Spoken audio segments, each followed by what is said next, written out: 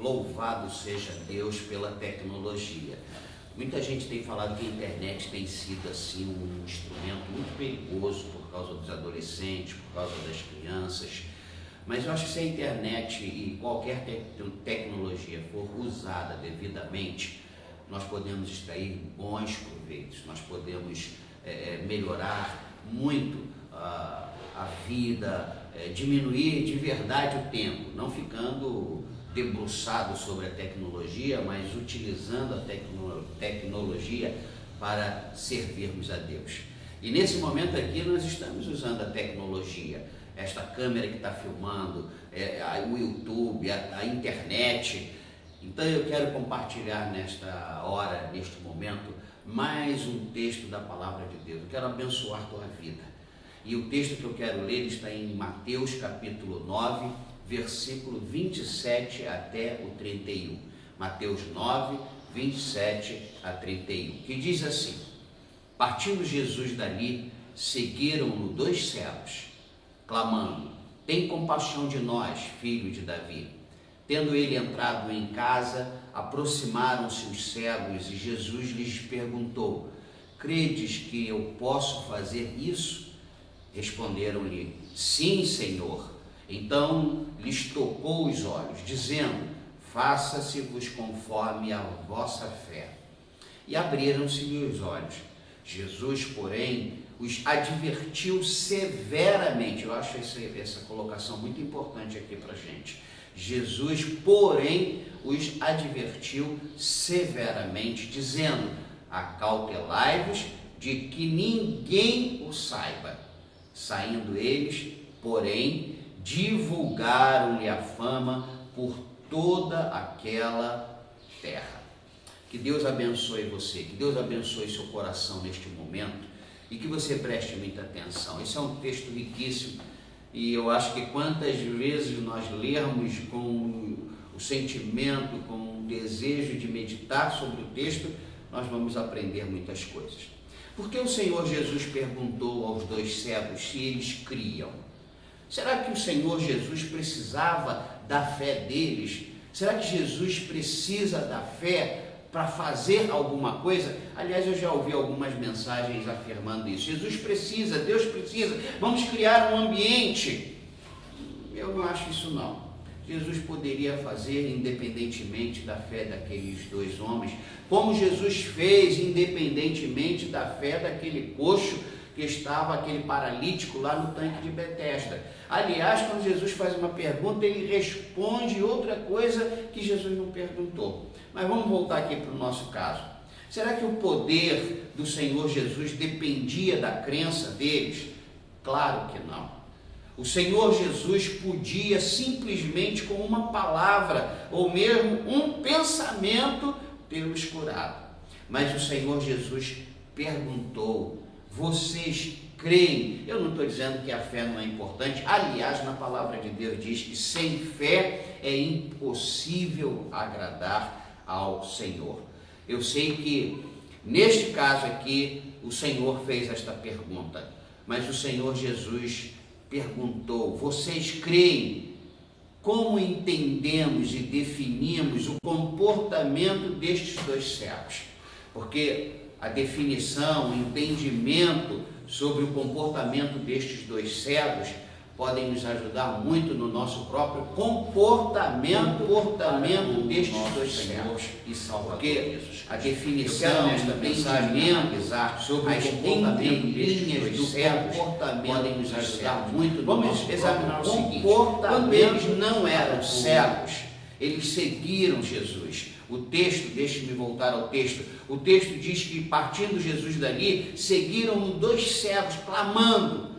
Ora, clamando significa não calado, mas falando, talvez gritando: tem compaixão de nós, filho de Davi.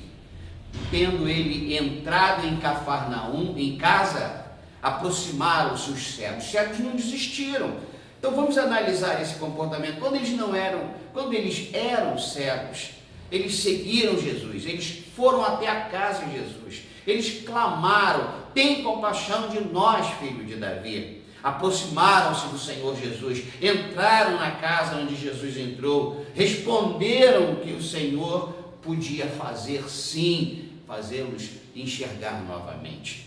Receberam conforme a fé que tinham. Preste atenção nessa pergunta, nestas perguntas, nestas afirmações que vou fazer, melhor dizendo. Quantos e quantos fazem semelhantemente a estes dois cegos? Seguem, clamam, aproximam-se, respondem que creem com sinceridade que o Senhor pode fazer tudo. Tem muita gente dentro das igrejas, tem muita gente fora das igrejas em que crê em Jesus. Ora, crer, a Bíblia diz que até o diabo crê. Quantos e quantos, semelhantemente a estes dois cegos, também são curados, recebem da parte do Senhor compaixão e misericórdia. Olha, muita gente tem sido curada. Eu tenho, ao longo destes quase 30 anos de ministério, eu tenho visto comportamentos assim, pessoas entrando, pessoas chorando com louvor, pessoas se dizendo crentes, pessoas recebendo, e até algumas dizem lá, o Senhor me curou, mas não voltam, mas não continuam, não permanecem com o Senhor. Quantos e quantos, semelhante a estes dois cegos, também recebem conforme a fé. Eles realmente creram para este milagre acontecer. Isso foi quando eles eram cegos. Agora, vamos enxergar uma coisa aqui importante. E quando não eram mais cegos? Veja o versículo 30 desse capítulo 9 de Mateus. E abriram-se-lhe os olhos. Jesus, porém, os advertiu severamente, dizendo: acautelai-vos de que ninguém o saiba. Saindo eles, porém, divulgaram-lhe a fama por toda aquela terra. Que coisa estranha! É lógico que existe uma razão pela qual Jesus disse para que eles não divulgassem. Jesus não queria. Eu não quero entrar no mérito teológico, bíblico. Eu quero entrar na questão de que Jesus deu uma ordem. Para muita gente, Jesus tem dado ordem. Quando os nossos olhos se abrem, quando os olhos daqueles homens se abriram, Jesus, eu achei essa palavra, por isso que na leitura do texto eu chamei a sua atenção. Jesus, porém, os advertiu severamente, dando uma ordem. Cuidado com as emoções, cuidado para você não ficar emocionado pelo que aconteceu e fazer o que eu não estou mandando fazer. Acautelai-vos de que ninguém o saiba. E eles fizeram completamente o contrário do que o Senhor tinha falado. Quando eu preguei esta mensagem na nossa igreja, eu fiz essa pergunta: como é que meus irmãos, os discípulos da Igreja Missionária Rede de Vida, estavam entendendo o comportamento destes cegos?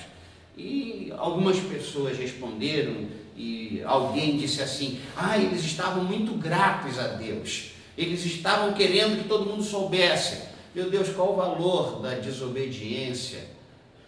Até onde a nossa emoção, a nossa vontade de fazer o que Ele não mandou fazer justifica a nossa desobediência? Logo em seguida, ambos desobedeceram ao mesmo Jesus, o qual eles creram. Isto me ensina que eles tinham fé, sim, para uma vida melhor. Eles tinham fé para uma vida melhor, mas esta fé era muito fraca para uma vida de obediência. Quantas pessoas, se o pregador, o evangelista falar: olha, você tem que passar debaixo daquela escada ou não passar, as pessoas vão obedecer porque elas querem, elas precisam, elas têm uma fé para a cura, para obter algum resultado. Mas eles não obedeceram porque não receberam a fé para a vida eterna, que é um dom de Deus. Eu quero dizer uma coisa para você. Muita gente está sendo curada, muita gente está recebendo bênçãos, mas porque tem fé para receber estas coisas, mas não tem fé para a vida eterna. Eu quero ficar nesse momento aqui, convidar você para assistir o outro bloco, que eu quero compartilhar alguns ensinamentos sobre este texto, sobre esta realidade que aconteceu e que tem sido realidade na vida de muita gente. Muita gente tem recebido de Deus, mas não tem feito o que Deus tem mandado. Quem sabe que você, nesta hora, neste momento aqui, você já recebeu grandes bênçãos do Senhor, mas você não tem obedecido ao Senhor. A fé que você tem, ou a fé que você teve, foi só para receber das mãos dele, mas você não tem fé para obedecer, porque você contesta, porque você pensa, porque você raciocina, porque você, como algumas pessoas na igreja disseram, mas é porque eles estavam emocionados, estavam gratos. Gratidão não justifica a desobediência, e são esses ensinamentos que eu quero compartilhar com você no outro bloco. Que o Senhor te abençoe e te guarde, faça resplandecer sobre ti a luz do seu rosto, tenha misericórdia de ti e te dê a paz. Ligue para mim.